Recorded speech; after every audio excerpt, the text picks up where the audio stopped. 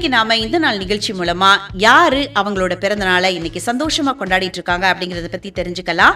இந்திய ஹாக்கி விளையாட்டின் மிக சிறந்த மற்றும் புகழ்பெற்ற முன்னாள் கேப்டன் மற்றும் ஃபார்வர்டு ஆட்டக்காரரான தன்ராஜ் பிள்ளை அவங்க தான் இன்னைக்கு அவங்களோட பிறந்த நாளை சந்தோஷமா கொண்டாடிட்டு இருக்காங்க. 1968 ஆண்டு ஜூலை மாதம் 16 அன்னைக்கு மகாராஷ்டிரா மாநிலத்துல கிர்கில ஒரு தமிழ் குடும்பத்துல பிறந்திருக்காங்க. இவரோட தந்தை ஒரு மைதான பராமரிப்பாளர். தன்ராஜ் பிள்ளை மற்றும் இவரது சகோதரர்கள் உடைந்த காக்கி குச்சிகளையும் பழைய பந்துகளையும் வச்சுதான் விளையாட கத்திருக்காங்க. இவரோட அண்ணன் ரமேஷ் பிள்ளை இந்திய அணியில விளையாடி இருக்காங்க அப்படிங்கிறது குறிப்பிடத்தக்கது. தன்னோட அபாரமான வேகம், துல்லியமான ட்ரிப்ளிங் திறன் மற்றும் ஆக்ரோஷமான ஆட்ட முறைக்காக உலகளவில் அறியப்பட்டிருக்காங்க தன்ராஜ் பிள்ளை அவர்கள். 1989 ஆண்டு புதுடெல்லியில நடந்த ஆல்வின் ஆசிய கோப்பை தொடர்ல இந்திய அணிக்காக முதல்ல களம் இறங்கினாங்க. தொடர்ந்து 4 ஒலிம்பிக் போட்டிகள்ல பங்கேற்ற ஒரே இந்திய ஹாக்கி வீரர் இவர் மட்டும்தாங்க. 4 உலக கோப்பைகள், 4 ஆசிய கோப்பைகள் மற்றும் 4 ஆசிய விளையாட்டு போட்டிகள்ல விளையாடிருக்காங்க தன்ராஜ் பிள்ளை அவர்கள். இவரோட தலைமையின் கீழே இந்திய அணி 1998 நடைபெற்ற ஆசிய விளையாட்டு போட்டி மற்றும் 2003 நடைபெற்ற ஆசிய கோப்பை ஆகியவற்றில தங்கப்பதக்கம் வென்று சாதனை படைச்சிருக்காங்க. இந்திய அணிக்காக சுமார் 339 சர்வதேச போட்டிகள்ல விளையாடி 170க்கும் மேற்பட்ட கோல்களை அடிச்சிருக்காங்க தன்ராஜ் பிள்ளை அவர்கள். மைதானத்துல எதிரணி வீரர்களை தன்னோட மின்னல் வேக ஓட்டத்தால நிலைக்குலைய வச்சு வெற்றி காணக்கூடிய வல்லவரு தன்ராஜ் பிள்ளை அவர்கள். அவரோட நீண்ட சுருள் முடியும், மைதானத்துல பந்தை கடத்தி செல்லக்கூடிய பாணியும் ரசிகர்களிடையே மிகவும் ஃபேமஸ் ஆச்சு அப்படின்னு சொல்லலாம். விளையாட்டு துறையில இவரோட அசாத்திய பங்களிப்பை பாராட்டி இந்திய அரசு பல உயரிய விருதுகளை வழங்கியிருக்காங்க. 1995 ஆண்டு வழங்கப்பட்டது அர்ஜுனா விருது. அதே மாதிரி 1999, 2000 ஆண்டிற்கான இந்தியாவின் மிக உயரிய விளையாட்டு விருதான ராஜீவ் காந்தி கேல் ரத்னா விருது இவருக்கு வழங்கப்பட்டிருக்கு.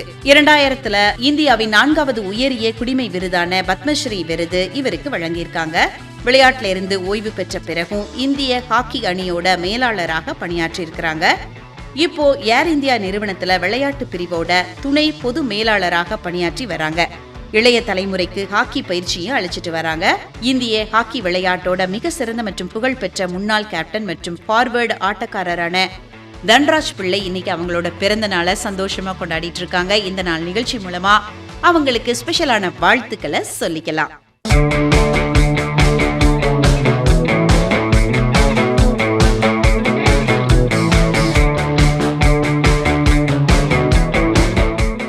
இப்ப நாம யாரு அவங்களோட பிறந்த நாளை சந்தோஷமா இன்னைக்கு கொண்டாடிட்டு இருக்காங்க அப்படிங்கறத பத்தி தெரிஞ்சுக்கலாமா?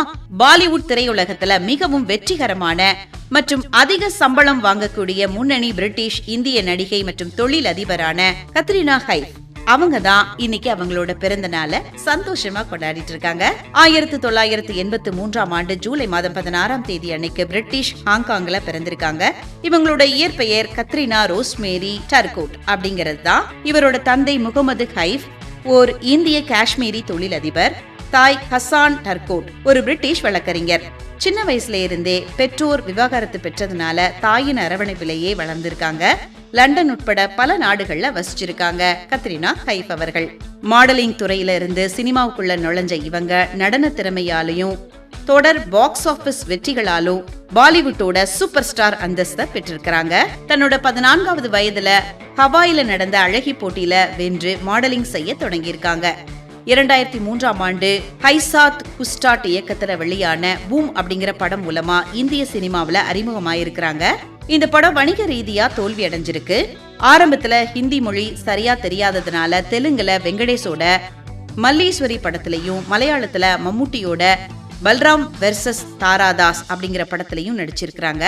மைனே பியார் கியூன் கியா மற்றும் நமஸ்தே லண்டன் ஆகிய படங்கள் இவங்களுக்கு பாலிவுட்ல பெரிய பிரேக் கொடுத்துச்சு அப்படின்னு சொல்லலாம். இவங்க நடிச்ச சூப்பர் ஹிட் படங்கள் அப்படின்னு பார்த்தோம்னா ரேஸ், நியூயார்க், ராஜ்நிதி, சிந்தகி நா மிலேஹி, துபரா, ஏக்தா டைகர், தூம் மற்றும் டைகர் 3 இந்த படங்கள் எல்லாமே இவங்களோட திரைப்பயணத்துல மிக முக்கியமான வசூல் சாதனை படைச்ச படங்கள் அப்படின்னு சொல்லலாம். விஜய் சேதுபதியோட இணைஞ்சு ஸ்ரீராம் ராகவன் இயக்கத்துல வெளியான மேரி கிறிஸ்மஸ் அப்படிங்கிற நேரடி தமிழ் திரைப்படத்துல முதன்மை பாத்திரத்துல நடிச்சு தமிழ் ரசிகர்களோட பாராட்டையும் பெற்றாங்க கத்ரினா கைஃப் அவர்கள். ஷீலா கி ஜவானி, சிக்னி சம்தேலி, கம்லி போன்ற இவரது துடிப்பான நடன பாடல்கள் ஒட்டுமொத்த இந்தியாவிலேயும் அசாத்திய வரவேற்பு பெற்றுச்சு அப்படின்னு சொல்லலாம். 2019ஆம் ஆண்டு கே பியூட்டி அப்படிங்கிற தன்னோட சொந்த அழகு சாதன பொருட்கள் பிராண்ட தொடங்கி வெற்றிகரமான பெண் தொழில் அதிபரா வலம் வந்துட்டு இருக்காங்க. பல ஆண்டுகளா இந்தியாவோட முன்னணி நிறுவனங்களின் விளம்பர தூதராகவும் இருந்து வராங்க.